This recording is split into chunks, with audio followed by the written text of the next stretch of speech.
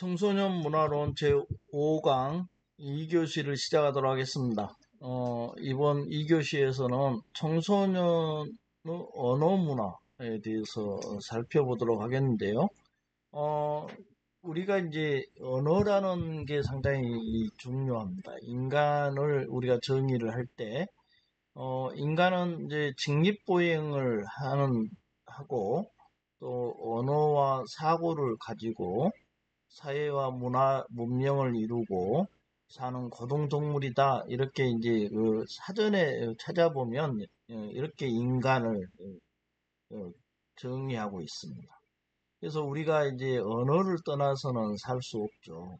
우리 인간의 독특한 언어적 동물이다. 이렇게 표현하기도 하는데 우리가 언어 하면은 이제 소수르라는 학자가 있어요. 언어학자인데 그래서 소수르는 언어를 이제 체계다 이렇게 얘기한 겁니다. 그래서 표시를 하는 기표가 있고 거기에 뜻을 가지고 있는 기의가 있다 이렇게 이제 소수르는 봤죠. 그런가 하면 이제 네비나스라는 어, 학자는 언어는 이제 타자의 환대다. 일종의 타자에 대한 환대다 이렇게 보기도 했습니다.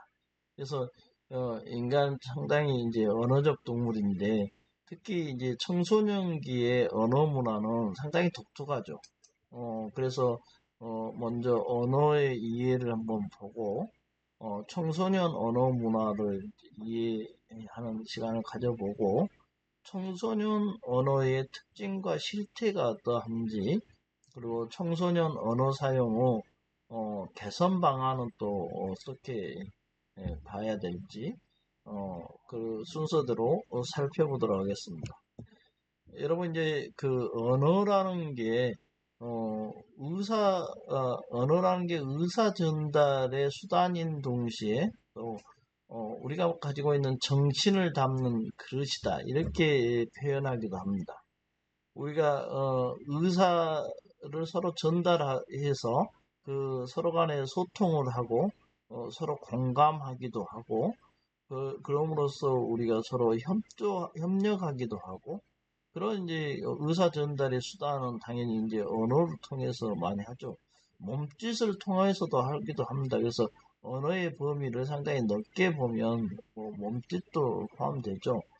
주로 이제 우리가 신체적인 측면과 우리가 정신적 측면을 이렇게 나눈다면 주로 정신을 담는 그릇이다 이렇게 보죠. 우리가 여기서 정신은 우리가 정미정자고요. 혼신자입니다. 정신. 이 정신은 마음으로 생각해서도 되시죠. 그래서 우리가 마음 속에 있는 것을 뭐 추출한다. 그리고 어떤 사고를 담는다. 뭐 이런 의미인데 이때 정미정자가 정미라는 의미가요. 우리가 정미소에서 쌀을 결을 이렇게 벗겨내는 그래서 알맹이만 있는 그래서 이러한 이제 정신의 의미는 그런 마음의 의미다. 이렇게 생각하셔도 됩니다. 그래서 언어는 이제 어떤 특정한 시대와 공간을 함께 살아가고 있는 사람들, 결국 이게 역사죠. 시대와 공간과 사람들이 어우러져서 만들어가는 게 역사입니다. 그래서 반드시 시대가 있고 시간이 있죠. 그리고 공간도 있습니다. 그리고 함께 살아가는 사람들도 있죠. 동시대인들. 그래서 의사소통을 해야 되겠죠. 그럼 그 매개체가 있어야 되는데 거기에 이제 어떤 아까 소스르가 말했던 형식과 체계를 가지고 있는 언어가 있어야 됩니다. 그래서 그 언어를 가지고 의사 전달을 하고 또 서로 간에 그 소통을 하고 그런 이제 언어는 또 하나의 수단이자 그릇이다 이렇게 보기도 하고 또 그런가 하면 이제 그 실존주의 철학자인 마르틴 하이데거가 있습니다. 하이데거는 실존주의 철학자죠. 이분은 언어를 철학적인 개념이 약간 들어가 있는데 언어는 이제 존재의 집이다 이렇게 얘기를 했어요. 상당히 이제 의미심장하죠. 인간은 존재론자인데 그 존재의 집이다. 그래서 결국은 집에 들어가면 결국은 인간이라는 본질이 사는 거처다. 그래서 언어가 하나의 집으로 보기 때문에 우리 집에 가죠.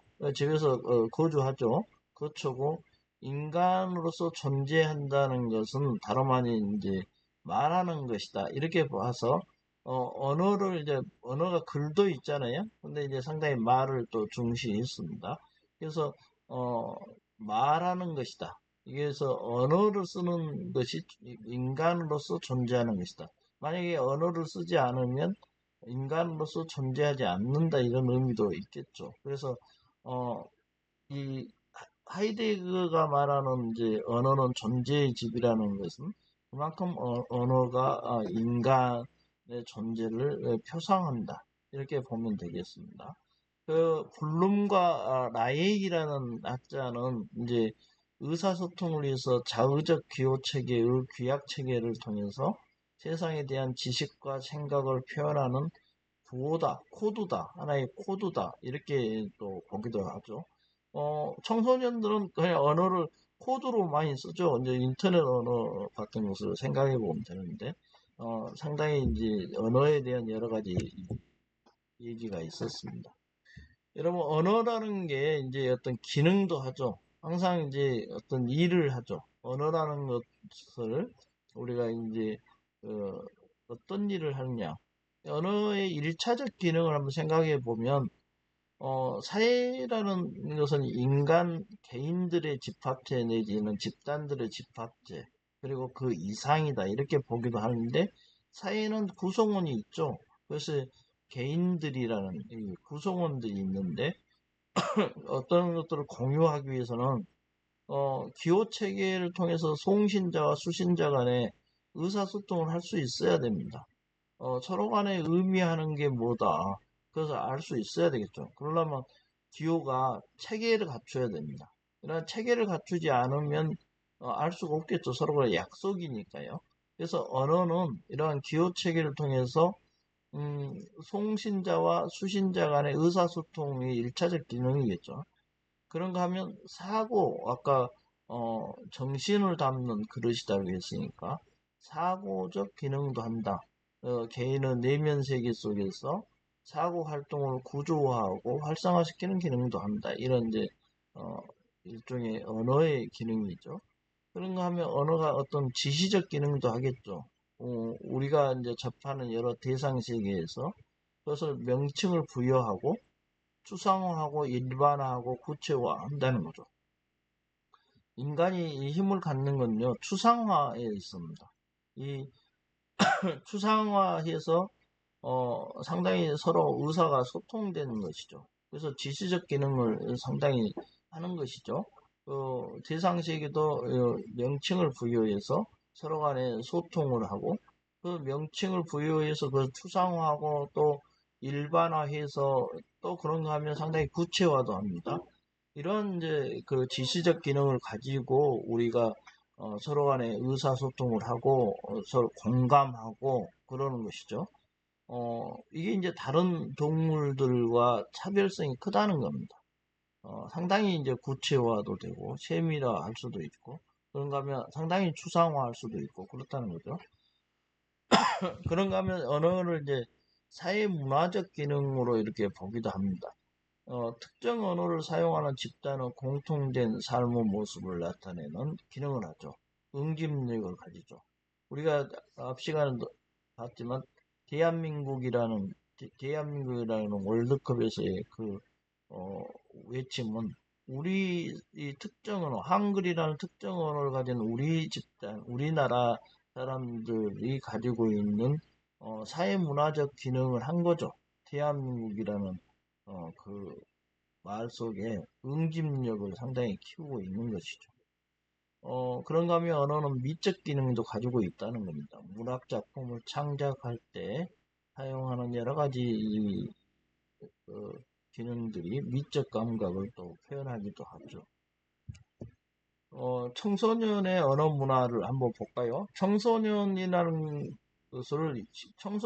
개념을 9세에서 24세 이하의 사람들이다. 이렇게 이제 우리가 나이로는 얘기를 할 수 있죠. 이 나이도 상당히 이제 유동적이고, 각 분야에마다 다르다겠습니다. 그러나 이러한 청소년들이, 일상 언어, 생활 또는 그들을 중심으로 하는 언론, 문학, 출판, 가요, 이런 여러 가지 영역에서의 언어에 의해서 이루어지는 모든 문화를 통틀어서 이제 청소년의 언어 문화다, 이렇게 할 수 있겠죠. 한마디로 말해서 청소년이 사용하는 모든 언어라고 볼 수 있습니다. 여기에는 표준어도 있고 유행어도 있고 은어, 비속어, 욕설, 통신용어, 여기 좀 특이하게 통신용어가 있죠. 청소년들이 통신용어를 많이 쓰니까 당연히 이제 통신용어라는 말도 포함됩니다. 이러한 모든 언어를 청소년의 언어 문화다, 이렇게 보면 되죠. 특히 통신 언어를 보면 인터넷이 이제 뭐 3차 산업혁명의 좀 산물이다. 인터넷이 급속히 보급되면서 사이버 공간에서 새로운 언어나 소고를 사용하죠. 전에는 대학생들 위주로 했는데요. 요즘에는 이제 중고등학교까지 내려갔습니다. 그래서 중고등학생들이 주도층이 되죠. 통신 언어를 주로 많이 쓰죠. 그리고 여기 통신 언어의 특징이 단어가 상당히 축약됩니다. 함축되기도 하고요.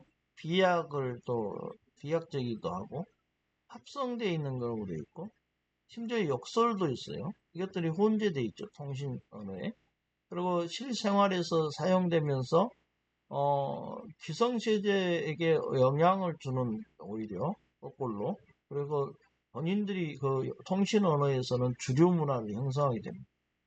우리가 이제, 어, 아이스 아메리카노를 아라 하고, 어, 그, 핫, 핫한 거, 뜨거운, 그, 아메리카노를 뜨아라고 합니다. 전에 제가 좀, 핫아라 했다가 한번 창피당한 적이 있습니다. 그러기 때문에 오히려 거꾸로, 여기 이제 통신 언어는 거꾸로 배우게 되죠. 청소년들한테. 그런 문제들이 있고요. 청소년의 언어 문화의 특징을 보면, 어, 이 청소 정체성 탐색으로서의 새로움을 담는다, 이런 이제 의미가 있죠. 새로운 것을 항상 이제 추구하죠. 그리고 또 정체성을 확립하는 때는 기성세대들과 다른 세대 권력, 본인들만의 세대 권력을 담는 그래서 다른 세대들을 상당히 배타를 하는 그런 이제 또 특징을 가지고 있습니다. 놀이적 특성으로서의 즐거움을 지향하는 언어 유희 측면에서의 언어 문화가 또 있죠. 그리고 이제 본인들의 일종의 억압 구조, 억압한 욕구를 분출하는 분출적 특성을 가지고 있죠. 그래서 언어를 통해서 특히 이제 그 체제에 대한 억압된 욕구를 분출하는 그러한 이제 특징을 가지고 있습니다. 그런가 하면 이제 그 청소년들의 언어 문화를 보면 보통 상당히 시끄럽죠. 집단적 소란 현상을 일으킵니다. 주로 이제 우리가 지하철이나 또 청소년들이 주로 가는 이런 이제 예를 들어서 음식점이나 이런 데를 가면요, 청소년들이 상당히 시끄럽게 떠들죠. 그래서 청소년들이 소집단으로 대화를 할 때도 필요 이상으로 이제 떠들어서 주위를 소란스럽게 하는 현상이 나타나죠. 그런 것은 이제 약간 경음화라고 하는데, 날카롭고 건조한 어감이 증폭된 말들로 이렇게 씁니다. 그래서 그걸 경음화라고 하고요. 옥타브가 상당히 올라가서 흥분하게 하는 그런 이제 고성화 현상도 나타납니다. 그런가 하면 본인들만이 아는 은어나 속어, 심지어 이제 욕설을 거의 뭐 대화처럼 하는 욕설도 상당히 하죠. 그러면서 이제 청소년 세대들은 자신들만의 또래 문화가 가지고 있는 동질성을 가지고 동질적 결합을 하고 그런 이제 특성을 보이고 있습니다. 청소년의 은어와 비속어를 한번 이제 살펴보면요. 은어라는 게 이제 특수한 집단이나 계층에서 소속된 사람들끼리 비밀스럽게 사용하는 언어인데, 여기 이제 그 집단의 이익과 비밀을 유지하기 위해서 쓰기도 하고, 사회풍자와 신선한 이제 표현력을 조장하기 위해서 쓰기도 하고요. 조직에 대한 소속감을 가지게 하기 위해서 쓰기도 하고, 집단 의식을 상당히 이제 강화시키는 그런 기능도 하죠. 은어가요. 그리고 이제 금기의 목적이라든지, 일종의 이제 그 일시적인 쾌감과 욕구 불만을 표출하기도 합니다. 그래서 이 은어의 개념은 약간 이제 이렇게 비밀스러운 측면이 있죠. 본인들만의 세계 속에서 사용하는 그런 측면이 있습니다. 그런가 하면 이제 비속어라고 하면 점잖지 못한 천한 말인데 상당히 대상을 낮추거나 낮잡는 말을 이제 비속어로 합니다. 속된 말이라고도 하고요. 욕설도 비속어에 들어가기도 하지만 좀 불리하기도 합니다. 그리고 사용 목적이 비속어는 보통 이제 유머 있게 말하기 위해서 비속어를 쓰기도 하고요. 반항적 심리를 내포하기도 합니다. 그리고 사태를 쉽게 표현하기 위해서 비속어를 쓰기도 하죠. 이게 쉬운 표현도 상당히 이제 중요한 문제가 되죠. 대화 상대가와 이제 어떤 친밀감을 상당히 이제 유지하기 위해서 비속어를 사용하기도 합니다. 청소년이 이렇게 은어와 비속어를 사용하는 이유는 이제 살펴보면, 보통 이제 그 본인들, 기성세대와 차별화된 문화를 이제 본인들이 공유하는 차원에서 은어와 비속어를 쓰고 있고, 그래서 그걸 친할수록 많이 쓰는 또 그런 경향이 있습니다. 그리고 새롭고 이제 자극적인 말을 이제 만들어서 친구 사이에 이제 퍼뜨리면 이제 그걸 퍼뜨리면서 그것을 이제 은어나 비속어가 되면 상당히 이제 자랑하는 그런 것도 있죠. 청소년기에는. 그래서 은어와 비속어를 많이 사용하기도 하고요. 그런가 하면 이제 친한 또래 집단에서 소외되거나 뒤처지지 않기 위해서 그런 느낌이 들면 은어를 사용을 더 많이 한다는 거죠. 아까 비밀스러운 또래 집단들만이 사용하는 언어를 많이 사용하기도 하고, 또 더 자극적이고 더 강한 표현을 선호하다 보니까 언어나 비속어를 쓰죠. 어, 이것은 우리가 이제 대중매체라는 것에 아주 자극적이고 아주 그런 이제 강한 표현이 나온 대중매체 속에서 항상 노출되고 살다 보니까 결국 이제 더 큰 자극, 더 큰 강한 표현, 이런 부분들을 선호하게 돼서 언어와 비속어를 쓰게 된다. 그런 이제 측면이 있고요. 언어 사용과 표현에 있어서 이제 상당히 이제 재미있고 편한 것을 우선 추구하는 경향이 있잖아요. 그래서 규범과 약속 언어인 약속이 되어 있는 공식적 언어를 사용한 대신에 재미있고 편한 것을 우선 사용한다. 이런 측면도 가지고 있습니다. 그런가 하면 이제 청소년기는 약간 이제 이성숙의 영역에서 성숙의 영역으로 가는 과도기죠. 그러면서 그 자아의 정체성, 성적 자기의 어떤 정체감, 이런 것들을 계속 이렇게 형성해 가는 과정이다 보니까 타인을 잘 고려하지 않고 이제 자기 중심성에서 완전히 벗어나지 못하는 이제 그런 자기를 중심으로 생각하고 표현하는 이러한 이제 세계에 갇혀 있기도 하죠. 그러다 보니까 부정적이고 냉소적이고 또 공격적인 말투를 쓰기도 합니다.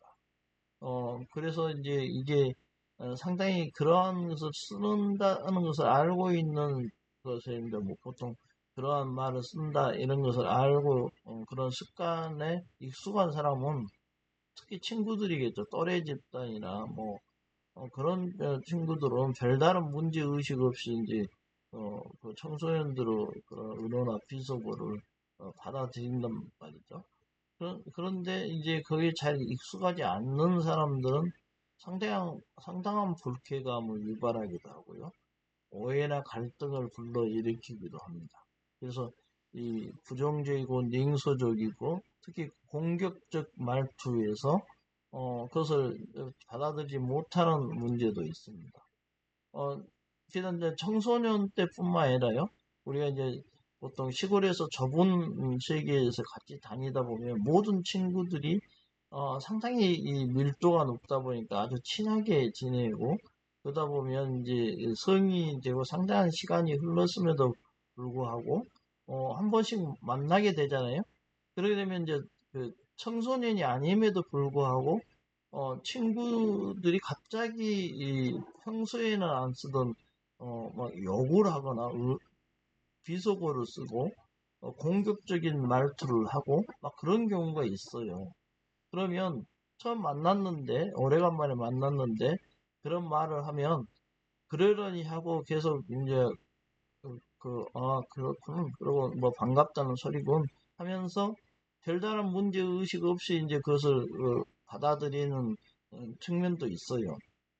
그러면 다른 사람들 그 현상을 보고 있는 다른 분들은 보면 깜짝 놀래죠. 그 놀래는 현상이 나타나요. 보통 식당에 들어가서 이렇게 둘이 대화하고 이렇게 서로 만나서 이렇게 식당에 가면 아니 다른 분들은 그런 말투를 보고 둘이 싸우지 않냐.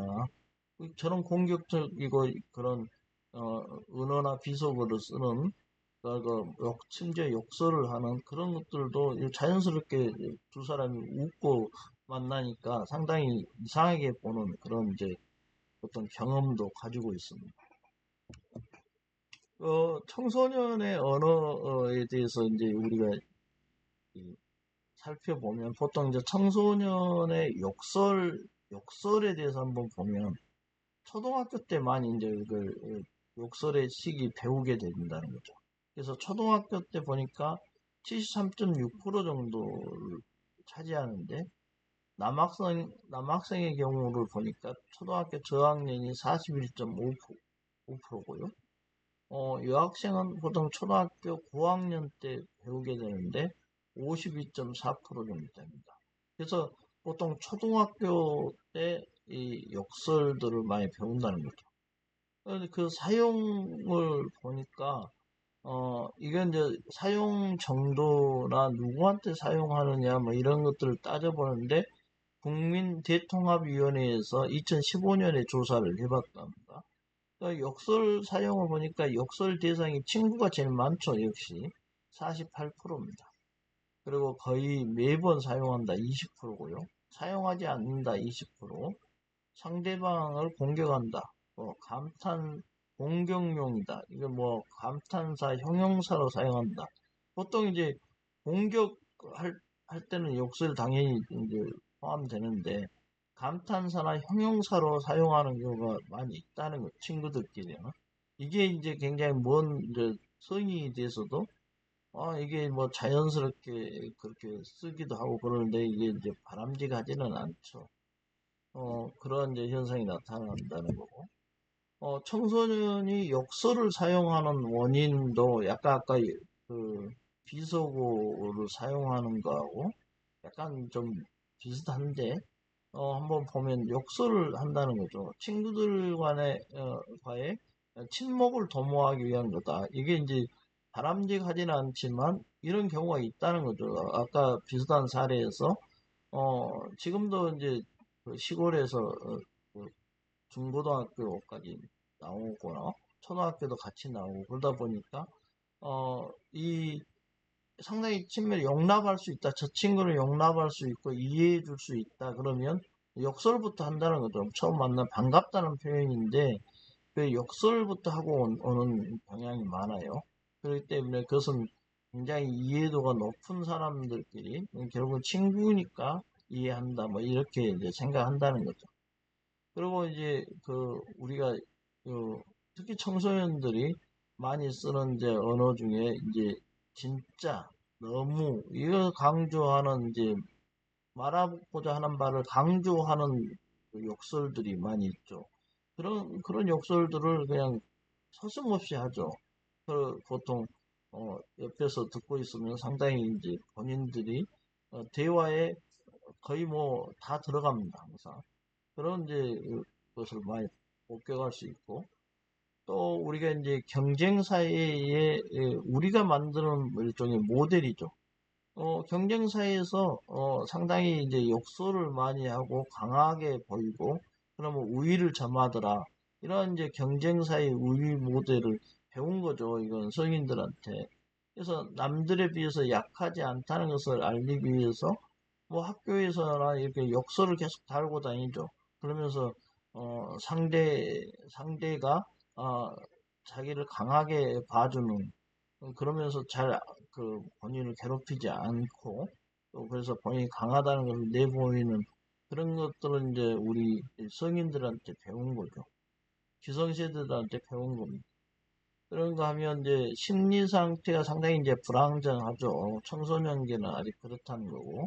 그러다 보니까 이제 상대방을 상당히 이제 저주하거나 인격을 모독하기 하려고 할 때는 어, 쉽게 분노를 표출하고 욕설을 하고 뭐 그런 것들은 당연히 이제 심리 상태가 그렇게 완전하지 않기 때문에 안정돼 있지 않기 때문에 더 그렇다는 겁니다.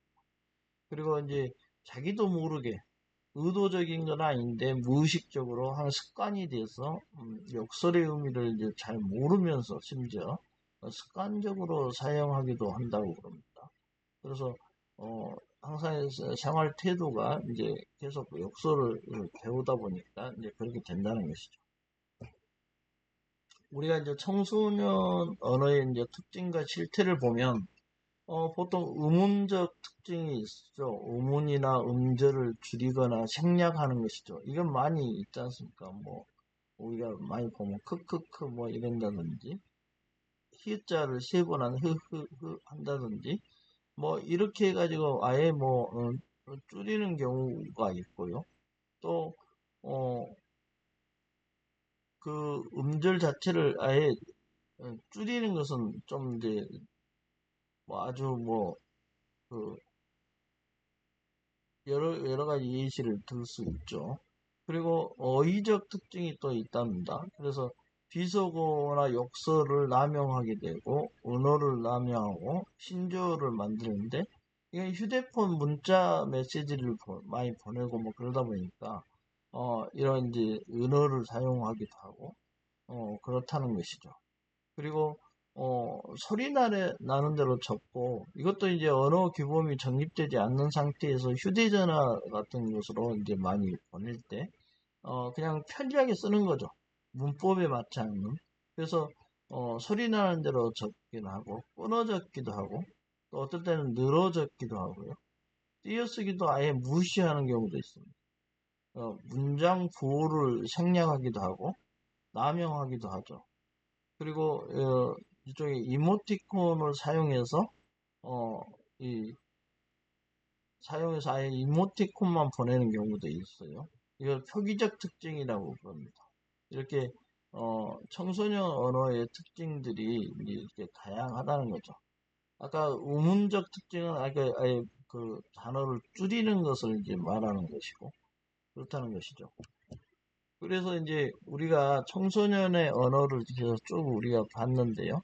이 청소년의 언어 사용은 한편으로는 본인들의 이제 그런 억압 구조를 벗어나기 위한 그리고 본인들의 독특한 또래 문화로서의 정체성을 가지고 어, 하기 위해서 언어가 상당히 비속어, 뭐 언어 그리고 욕설 심지어 이렇게 사용하기도 하는데 아까 하이데거도 얘기했지만 언어는 이제 존재의 집이기도 하고 그리고 레비나스 같은 학자들은 타인에 대한 환대다 이렇게 하고 또 언어는 우리가 정신의 을 담는 그릇이기도 하고 올바른 의사소통을 위한 하나의 우리의 약속이기도 하기 때문에 언어를 이제 우리가 상당히 이런 은어나 비속어나 좀 욕설은 상당히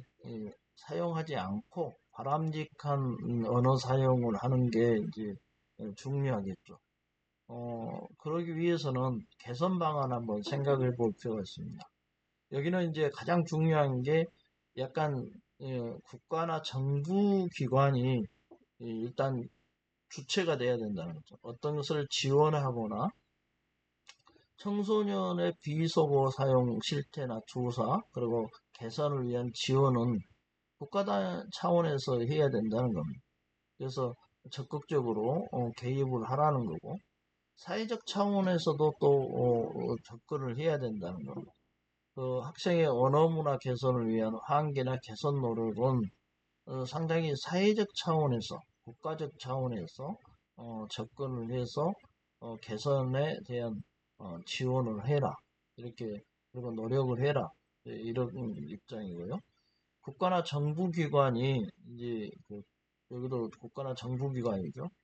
청소년 비속어 사용 실태 조사를 하고 개선을 위한 지원을 이렇게 해 나가야 된다는 것은 당연한 거고, 학교 교육 과정에서 이게 이제 장기적인 교육 과정, 교육 프로그램을 가지고 학생 언어 문화 개선을 위해서 일종의 명시적이고 실천적 노력이 필요하다.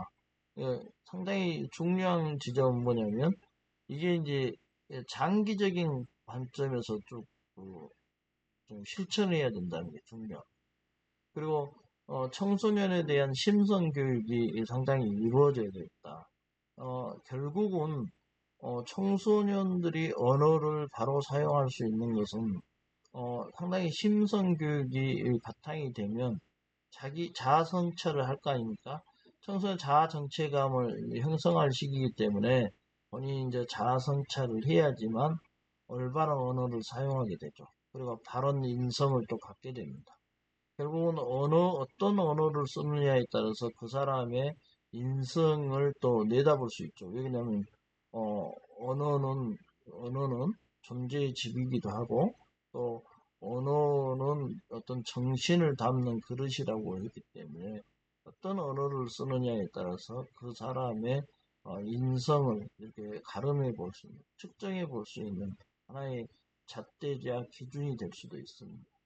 그 학생 자치회를 통해서 스스로 이제 자정 활동을 하게 할 수도 있고요.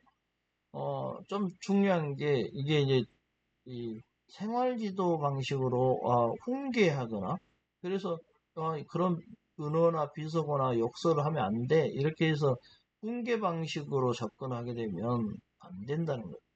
학습 지도 차원에서 교육 프로그램에 넣어서 교과 과정에서 다른 언어 사용을 학습하도록 하는 게 상당히 중요한 포인트죠. 그래서 이 부분을 장기적으로 교육 프로그램에 넣어서 실시할 필요가 있다. 근데 대부분 이제 뭐 훈계 방식으로 하게 되면 효과가 전혀 없습니다. 그래서 장기적 교육 과정, 4번에 이제 학교 교육 과정에서 장기적 교육 프로그램을 가지고 여기 학습 지도, 학습 방식으로 교육을 해야 된다.